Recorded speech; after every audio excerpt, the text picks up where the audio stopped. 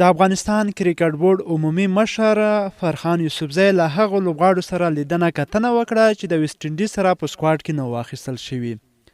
چې د ورسره په څه خاطر لیدنه کړې ده او څه یې سره ویلي دي، آیا له دوی څخه یې بښنه غوښتي یا نه، ټول همدغه ویډیو کې معلومات درکوو. خو مخکې له دې ملګرو چې ټول معلومات درکړو، که زموږ ایران ټي وي یوټیوب چینل کوم ملګري تر اوسه نه وي سبسکرایب کړی، د هر ډول سپورټي خبرونو لپاره یې سبسکرایب او همدغه ویډیو در سره لایک کړئ. د افغانستان کریکټ بورډ عمومي مشر ښاغلي فرhan yousafzai له یو شمېر هغو لوبغاړو سره ولیدل چې د ویستنډیز پر وړاندې په راتلونکو سیالیو کې نه وو غوره شوي. په یاده ناسته کې د افغانستان کریکټ بورډ د غوروي کمیټې مشر انډیمولز هم شتون درلود او د ناستې په ترڅ کې ټولو لوبغاړو خبرې واورېدې چې نوموړي بیا لوبغاړو ته ټول هغه دلیلونه وړاندې کړل چې له مخې د دوی ولې یادو سیالیو لپاره نه واخیستل شوي، چې په پایله کې د لوبغاړو قناعت هم ترلاسه شو.